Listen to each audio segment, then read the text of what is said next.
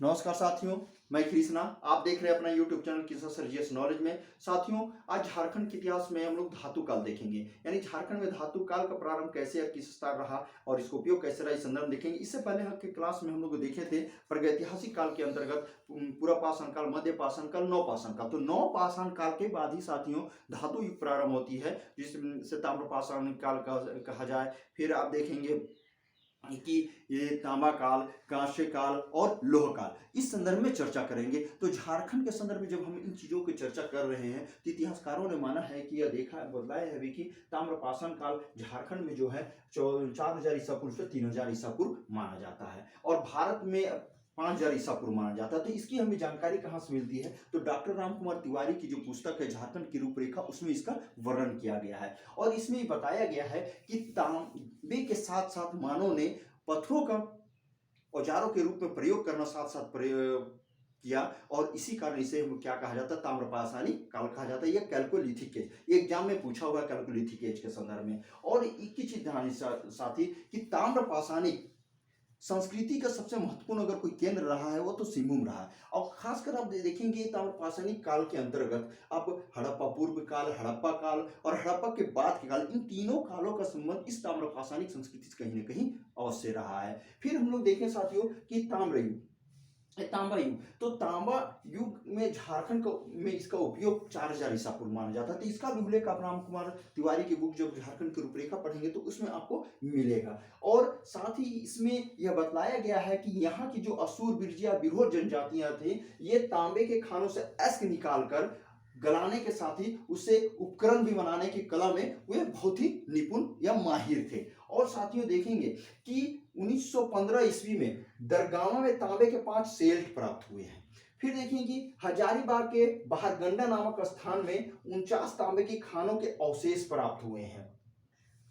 छोटा नागपुर क्षेत्र में कहीं ना कहीं ये असुर बिरजिया लोग तांबे के और कांसे का प्रयोग तो ये कर रहे थे, लेकिन इसका कोई स्पष्ट पुरातात्विक प्रमाण अभी तक नहीं मिला है। फिर कांस्य युग की बात करें तो साथियों कहीं ना कहीं कांस्य युग की बात करें तो कांसा धातु का प्रयोग आप देखेंगे तांबे के बाद हुआ। और कांसे का उपयोग किस प्रकार बनता था, कांसा कैसे बनता था? तो तांबा और टीन को मिलाकर, कॉपर एंड टीन को मिलाकर ब्रोंज बनाया जाता था या कांस्य युग बनाया जाता था, तो कांस्य युगीन हो जाता है। तो छोटा नागपुर में खासकर देखेंगे, छोटा नागपुर क्षेत्र के जो असुर जनजातियां, बिरजिया जनजातियां हैं, ये तांबे के बाद कांसे का प्रयोग सर्वप्रथम प्रारंभ किए थे। और झारखंड में इसका काल 3000 ईसा पूर्व से 2000 ईसा पूर्व माना जाता है। और लेकिन किस आधार पर इनका उपयोग किया जा रहा था, बहुत सारे संदर्भ में पुरातात्विक साक्ष्य में प्राप्त नहीं हुई है।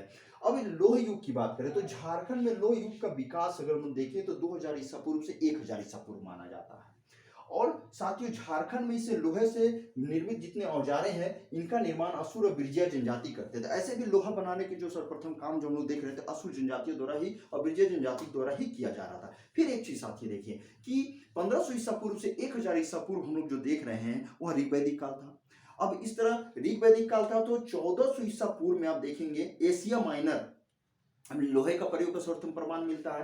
तो यहाँ मैंने मेंशन किया है कि विश्व भर में लोहे का सर्वप्रथम प्रयोग 1400 ईसा पूर्व में एशिया माइनर में हुई थी। तो एशिया माइनर में जब इस समय एक बोगज को अभिलेख प्राप्त हुआ था, इस अभिलेख में साथियों आप देखेंगे कि 4 वैदिक देवताओं का नाम उल्लेख है। जो भारत के वैदिक देवता है इंद्र, मित्र, वरुण और नासर थे। इस तरह ये सबसे प्राचीन माना जाता है। लेकिन झारखंड में जो लोहे के जो प्राप्ति हुई थी, खासकर देखिए सिंहभूम क्षेत्र में तो है ही, सबसे गढ़ रहा है। तो झारखंड में लोहे का व्यापार मेसोपोटामिया से होता था, उसमें इराक, ईरान वाली सारी बात चलती थी। इराक और मेसोपोटामिया के दमिश्क की तलवारें झारखंड के लोहे से बनाई जाती थी। अब वर्तमान में मेसोपोटामिया के अंतर्गत हम लोग ये सारा चीज देख रहे हैं। तो दमिश्क कहाँ है? तो सीरिया की राजधानी दमिश्क है। इसका मुद्रा क्या है? तो पाउंड है। अब इस तरह का मेसोपोटामिया की अपेक्षा अगर बात करें तो झारखंड में लोहे का प्रमाण बहुत प्राचीन है, क्योंकि डॉक्टर बी वीरोत्तम या प्रोफेसर बी वीरोत्तम ने अपनी पुस्तक झारखंड इतिहास और संस्कृति में यह उल्लेख करके बताया है कि झारखंड की जनजातियों द्वारा 1200 ईसा पूर्व से 500 ईसा पूर्व कहीं न कहीं लोहे के तकनीकी का विकास में झारखंड की जनजातियां माहिर थी और इनका तकनीकी विकास बहुत ही अच्छी तरह से ये कर रहे थे। इस तरह साथियों आप देखेंगे झारखंड में कहीं ना कहीं लोहे का विकास के और भी इतिहासकार ये मानते हैं, जैसे कि झारखंड में लोहे का प्रयोग कम से कम 2500 ईसा पूर्व तक का ये लोग भी मानते हैं। इस तरह साथियों झारखंड में धातु युग का कार्य हम लोगों ने देखा।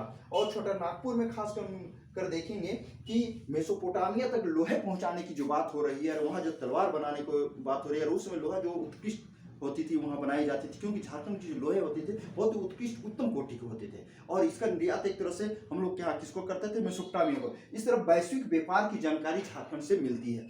20वीं सदी में अगर झारखंड में लोहे का प्रयोग प्रारंभ और इसकी उन्नति अगर हम लोग देखें तो प्रारंभ हो चुकी थी। खासकर 1907 ईस्वी में हम लोग जब देखेंगे टाटा में हम लोग लोहा इस्पात की कारखाना को स्थापित हुए देखते हैं, तब से कहीं ना कहीं लोहा का प्रारंभ और लोहा के उत्पादन के संदर्भ में हम लोग सारे चर्चा करते हैं। तो साथियों ये वीडियो आपको कैसे लगी आप अवश्य हमें कमेंट करें, शेयर करें, लाइक करें। जय हिंद और सब्सक्राइब करें। नमस्कार।